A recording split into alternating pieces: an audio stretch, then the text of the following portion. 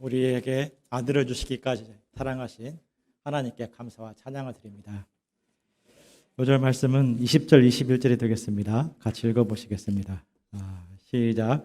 다 배불리 먹고 남은 조각을 12바구니에 차게 거두었으며 남은 사람 여자와 어린 이에 5,000명이나 되었대요. 우여곡절 끝에 여름 수양회가 시작이 되었습니다. 여름 수양회를 어떻게 할 것인가 팀장 목자님들과 많은 토의를 거쳤던 그런 시간들이 생각이 납니다.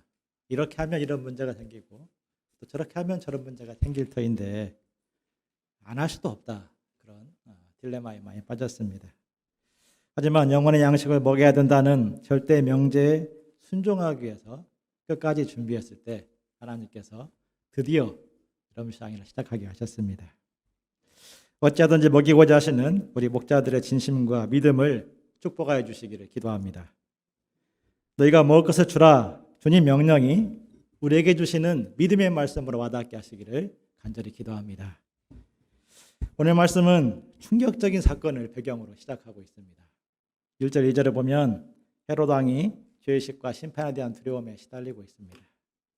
도대체 그가 무슨 짓을 했기 때문에 이런 두려움에 시달리는 것입니까? 그는 동생의 아내 헤로디아를 꼬셔서 불륜을 저지르고 각자 이혼하고 이 동생의 아내와 결혼했습니다. 막장 드라마에나 나올 만한 그런 짓을 저질렀는데 백성들은 헤롯의 눈치를 보느라 아무 말도 하지 못하고 있었습니다. 그런데 세례요한은 분명하게 회개의 메시지를 전했습니다.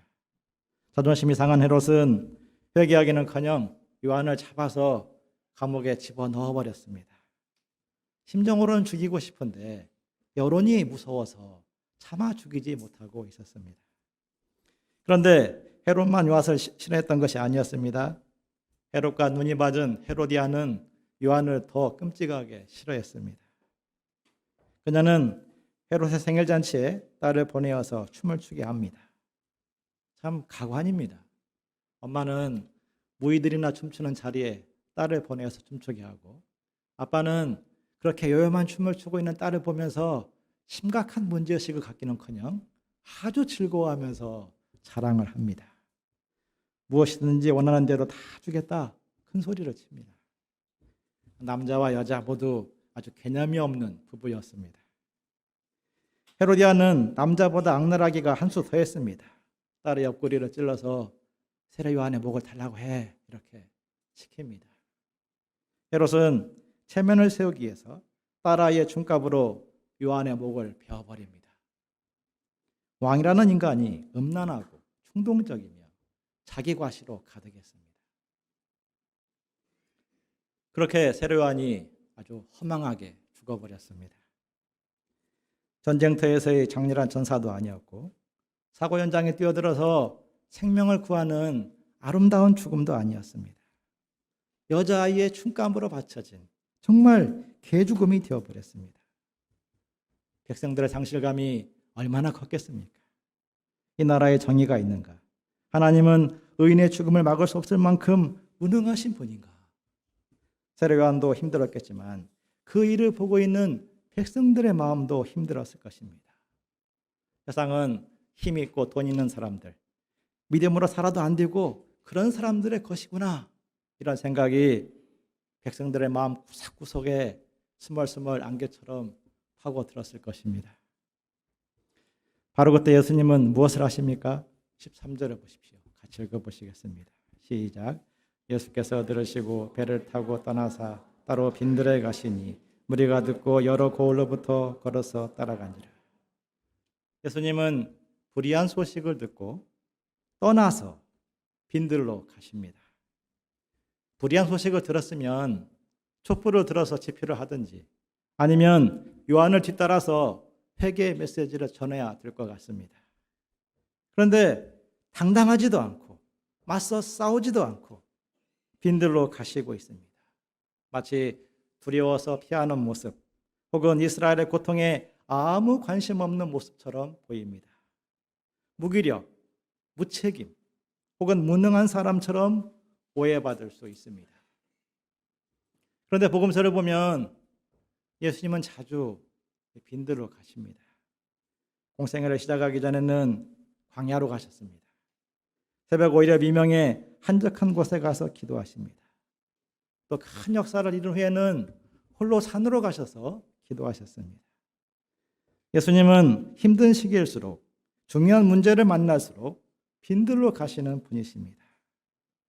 사람들의 소리, 세상의 흐름을 따라 움직이지 아니하고 하나님의 음성을 듣고자 하신 것입니다. 이런 문제 속에서, 이런 사건 앞에서 하나님께 어떻게 하면 영광을 돌릴 수 있는가? 문제 해결 자체보다도 문제 가운데 담겨 있는 하나님의 뜻을 찾으신 것입니다. 이에 세례요한의 죽음을 기점으로서 예수님은 제자들을 키워야겠구나. 제자들을 리더로 훈련하십니다. 예수님이 누구인지 믿음을 심고 목자의 심정을 심고 영적인 가치관을 심습니다. 14장 이후로는 예수님이 제자들을 열심히 도우시는 제자들의 목자이신 예수님이 나옵니다. 제자들을 키우라는 하나님의 뜻을 영접함으로 그 일을 오히려 힘있게 섬겨 나가십니다. 힘든 일을 만나면 방황을 하는 사람들도 있지만 오히려 예수님처럼 빈들에 감으로써 하나님의 뜻을 찾는 사람들이 있습니다. 유배표 역사도 그랬습니다. 1961년에 4.19 혁명, 또 5.16 쿠데타로 많은 청년들이 방황했습니다. 이 나라에 희망이 있는가? 이 백성은 어디로 갈 것인가? 그때 이사무엘 선교사님은 하나님께 나아가 기도했습니다. 하나님, 청년들이 고통하고 있습니다. 이때 무엇을 해야 됩니까? 하나님은 그때 그러면 너가 도와줘라. 하나님의 음성을 들려주셨습니다. 결과적으로 청년들을 절망으로 몰아넣었던 그 시간이 청년 선교와 세교 선교 역사를 시작하는 통로가 되었습니다. 우리는 힘든 일을 만나는 그때 문제만을 보고 절망에 빠질 것이 아닙니다.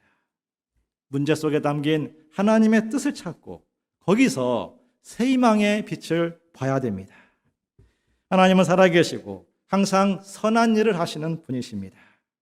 낙심의 자리에서 희망의 싹을 틔우시고 죽었다 생각하는 그 자리에서 부활의 역사를 이루시는 분이십니다. 고난을 만날수록 빈들로 나아가서 하나님을 바라보는 믿음을 붙들기를 기도합니다. 예수님이 빈들로 가시자 수많은 무리들이 예수님을 따라갔습니다. 14절을 같이 읽겠습니다. 시작. 예수께서 나오사 큰 무리를 보시고 불쌍히 여기사 그 중에 있는 병자를 고쳐주시니라. 예수님은 대통령도 아니고 국회의원도 아니고 부모도 아니고 스승도 아닙니다. 그런데도 불쌍히 여기셨습니다. 마가복음 6장 33절을 보면 목자 없는 양 같음을 인해서 그 무리를 불쌍히 여기셨습니다. 양에게 목자가 없다면 사나운 늑대에 밥이 드는 것은 시간 문제입니다. 그와 같이 사람에게 목자가 없으면 험악한 세상에 이리 치이고 저리 치이고 사람들을 끌려가고 결국 그래서 죄와 사망의 그늘에 갇히게 됩니다.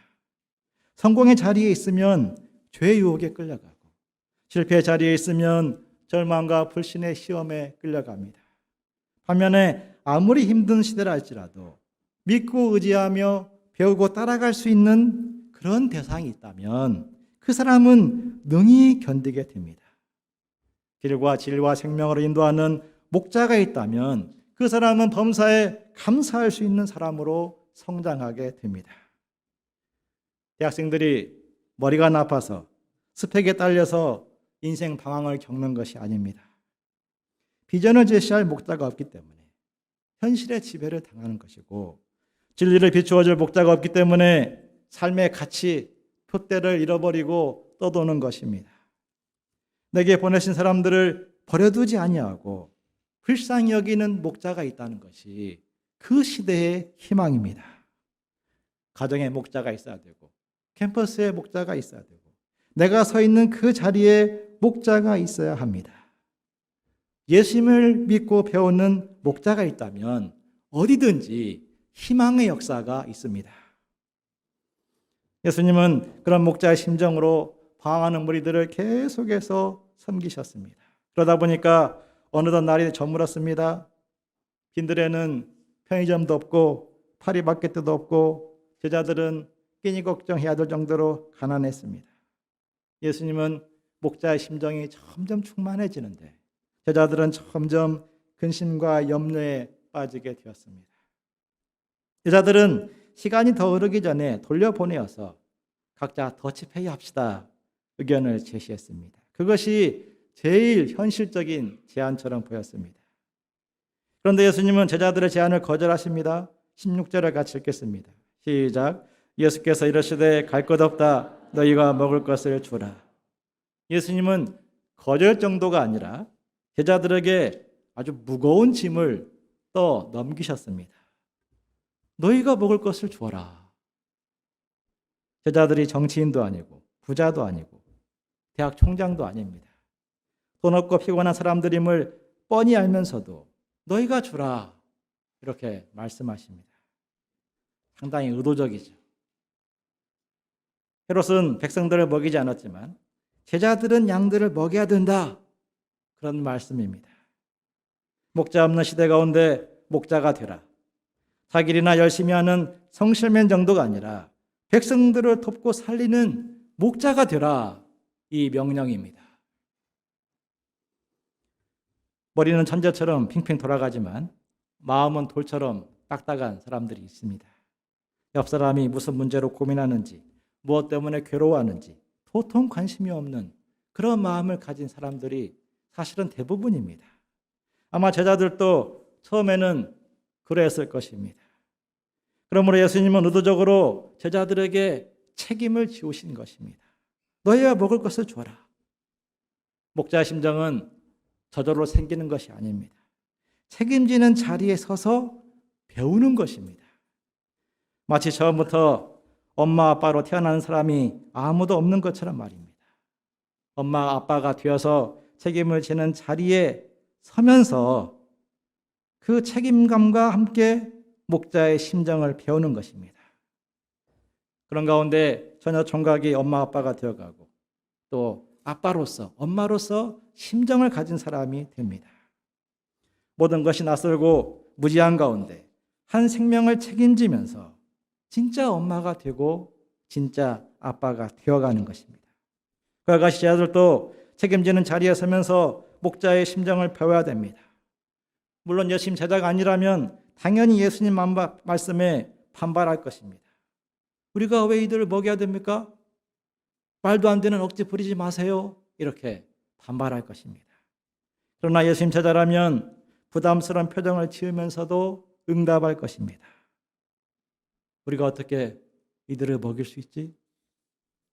예수님 명령 앞에 고민할 것입니다. 그런 고민을 안고 세상을 살아가는 사람들이 예수님 제자입니다. 그런 고민 가운데 목자의 심정을 배우고 예수님께 대한 믿음을 배워가야 됩니다. 너희가 먹을 것을 주라. 이 말씀은 책임감과 함께 믿음을 가지라는 메시지도 담겨 있습니다.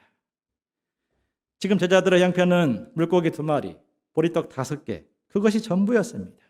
현실만 생각하면 도저히 가능성이 없습니다. 오히려 목자의 심정을 배우기는커녕 절망과 불신감만 커져갈 수가 있습니다. 부족한 것만 바라보면 먹일 수 있는 상황은 거의 없습니다. 학생은 학생이어서 먹이기 어렵습니다. 제가 학생이라서 돈이 없고요. 경험도 부족하고요.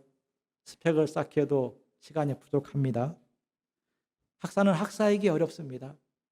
너무 피곤합니다. 경쟁에서 살아남는 것도 버거울 지경입니다. 그렇다고 사모들은 여유가 있는 것처럼 보이지만 하루가 어떻게 흘러가는지 정신이 없을 정도입니다. 내가 가진 것을 생각하면 항상 부족하고 항상 할 수 없습니다. 제자들이 무리를 먹일 수 있는 비결은 예수님을 믿는 것입니다. 예수님은 인간의 경험과 이성을 뛰어넘어서 언제든지 새 일을 하시는 분이십니다. 그런데 없는 것으로 일하지 아니하고 있는 것으로 일하시는 분이십니다. 예수님은 오병이어밖에 없다고 말하는 제자들에게 준비성이 없다 이렇게 책망하지 않고 없는 돈을 만들어 오라 말씀하지 않았습니다. 지금 있는 것을 가져오라 말씀하십니다. 19절을 같이 읽겠습니다. 시작. 무리를 명하여 잔디 위에 앉히시고 떡 5개와 물고기 2마리를 가지사 하늘을 우러러 축사하시고 떡을 떼어 제자들에게 주심에 제자들이 무리에게 주니. 하늘을 우러러 축사하셨다. 이것은 감사기도 하셨다는 그런 의미입니다. 인간적으로 생각했다면 하늘이시여 왜 제게 이런 시련을 주시는 것입니까? 이렇게 탄식하며 원망할 수 있습니다. 그러나 예수님은 하나님을 믿고 감사 기도를 드립니다. 그리고 제자들에게 떼어서 나누어 주십니다. 그러자 빵과 물고기가 끊임없이 나오는 것이었습니다. 무리들이 다 배불리 먹었고 남은 조각을 거두어 보니 12바구니에 찼을 정도입니다. 먹은 사람의 숫자를 세어보니까 여자와 어린아이 빼고도 5,000명이나 되었습니다. 오병이어로 5,000명을 먹이신 예수님. 이분은 하나님의 아들이시며 인생들의 참된 왕이십니다. 세상 지도자는 돈과 권력을 가졌을지라도 자기 죄 문제에 매이고 자기 영광을 구하느라 양들을 돌아보지 않습니다. 그러나 예수님은 극한 가난 가운데서도 하나님을 의지하여 양들을 먹이시는 선한 목자이십니다. 예수님은 우리를 배부르게 하시고 참된 만족을 얻게 하시는 생명의 양식이십니다. 예수님은 없는 것을 있는 것처럼 부르시는 분이시고 죽은 자라도 능히 살릴 수 있는 전능하신 창조주이십니다. 예수님에게 희망이 있고 답이 있습니다. 그러므로 없는 현실을 보고 어두운 결론에 빠질 것이 아닙니다. 있는 것을 드림으로써 믿음을 체험해야 됩니다. 제자들에게 오병이어가 있었던 것처럼 누구나에게 오병이어가 있습니다. 시간이나 물질의 오병이어가 있습니다. 말씀 공부나 전도의 오병이어가 있습니다. 신방과 기도의 오병이어가 있습니다. 우리가 주님께 들고 나올 때에는 아주 작은 것이지만 주님은 그러한 것들을 통해서 놀라운 일을 하시는 분이십니다. 이번 여름상에도 이런 믿음으로 준비할 때 참으로 복된 생명잔치가 될 줄을 믿습니다. 우리가 없는 것을 핑계대지 아니하고 있는 것을 찾아 드림으로써 먹이시는 주님의 손길을 체험하기를 기도합니다. 제자들은 오병이어의 현장에 남아서 아마 오랫동안 감격의 여운을 맛보고 싶었을 것입니다. 그런데 22절에 보십시오. 예수님은 즉시 제자들을 재촉하여서 현장에서 떠나 보내십니다. 마치 위험한 폭발물을 발견하신 것처럼 제자들의 막 등을 떠밀어서 빨리 가라, 빨리 가 재촉했습니다. 무엇이 예수님 마음을 그리 다급하게 만들었던 것입니까? 요한복음을 보면 무리들은 오병이어의 기적을 본 후에 예수님을 임금 삼으려고 눈이 뒤집혔습니다. 와, 이 정도 능력이면 로마부터도 승산이 있겠다. 희망의 부포로 오른 것입니다. 수많은 무리들이 예수님을 보고 열광했습니다. 아마 그 현장에선 제자들의 가슴도 벅찼을 것입니다. 예수님은 제자들에게 파고드는 세상 인정, 그 영광의 독소를 보시는 것입니다. 사람의 인정과 영광은 마약과 같습니다. 그런 것들이 마음의 중심을 차지하게 되면 십자가의 길을 가지 못하게 되고 보이는 결과에 따라서 울고 웃는 제자, 인기를 쫓아가는 불나방 같은 제자가 되어버립니다. 예수님은 제자들을 빨리 보냄으로써 그들을 보호하신 것입니다. 아울러 예수님 당신도 무리들을 떠나 홀로 기도하심으로 하나님의 음성을 듣기에 힘쓰셨습니다. 예수님 방향대로 배를 타고 떠난 제자들이 어떻게 되었습니까? 24절을 보십시오. 그들은 역풍을 만나 밤바다에서 고전하고 있습니다. 몇 시간 전까지 신났던 분위기는 완전히 사라지고 공고함에 빠지게 되었습니다. 25절을 보면 밤 사경까지 그렇게 해야 했습니다. 사경은 사경을 헤매는 시간, 새벽 3시부터 6시 사이를 말합니다. 즉 10시간 넘게 칠흑 같은 바다에서 시달린 것입니다. 바로 그때 시커먼 바다 위로 희끄무레한 무엇이 다가오고 있는 것이었습니다. 제자들은 유령인 줄 알고 무서워서 유령이다 소리를 질렀습니다. 그런데 알고 보니까 그분이 바로 예수님이었습니다. 예수님은 그런 제자들을 위로하십니다. 안심하라. 나니 두려워하지 말라. 예수님은 어느 때 어느 곳이든지 능히 찾아오시고 도와줄 수 있는 분이십니다. 심지어 빠져 죽을 것처럼 보이는 그곳을 은혜의 현장으로 만드시는 분이십니다. 28절에 보십시오. 예수님이심을 알고 안심하고 있을 때 베드로가 손을 번쩍 들더니 외치는 것입시오. 28절을 같이 읽어보시겠습니다. 시작. 베드로가 대답하여 이르되 주여 만일 주님이시거든 나를 명하사 무리로 오라 하소서. 베드로의 요청에는 예수님처럼 되고 싶다는 열망이 담겨 있습니다. 예수님은 베드로의 요청에 대해서 어떻게 반응하십니까? 방금 전에 유령이라고 외친 놈이 아주 주제 파악도 못하고 있구나. 너랑 나랑 레벨이 같니? 이렇게 창피를 주지 않으셨습니다. 29절을 보십시오. 예수님은 베드로에게 오라 말씀하십니다. 몸무게는 문제가 아니다. 얼마든지 중력의 법칙을 뛰어넘는 그런 체험을 하게 될 것이다. 오라 초청하십니다. 주님은 소 있는 자에게 오라고 말씀하시는 분이십니다. 칠흑 같은 어둠, 넘치대는 파도를 바라보면 한 걸음도 내디딜 수가 없습니다. 예수님에게 눈을 고정하고 믿음으로 전진하라는 것입니다. 그리할 때 베드로도 예수님처럼 무리를 걷는 남자가 될 수 있다고 말씀하십니다. 베드로가 무리를 걷는 이야기는 사복음서 중에 마태복음에만 기록되어 있습니다. 아마 다른 제자들은 베드로가 무리를 걷는 사건에 대해서 그냥 별 생각 없이 잊어버렸던 것 같습니다. 그러나 마태는 이 이야기를 굉장히 주목하고 기록하고 있습니다. 그 이유가 무엇이겠습니까? 아마 베드로가 베드로다워질 수 있었던 비결이 여기에 있는 것이 아닌가 그런 생각을 했다고 저는 생각이 됩니다. 16장에 가면 베드로가 예수님을 살아계신 하나님의 아들 그리스도로 고백합니다. 마태는 베드로의 모든 고백을 아주 있는 그대로 처음부터 끝까지 다 기록했습니다. 그리고 예수님은 그런 베드로에게 천국 열쇠를 주겠다, 이 반석 위에 교회를 세우겠다는 엄청난 약속을 말씀하십니다. 그래서 주는 그리스도 신앙 고백에 가장 잘 나와 있는 부분이 마태복음입니다. 마태는 베드로가 정말 예수님에게 큰 복을 받았구나 이것을 알고 있었습니다.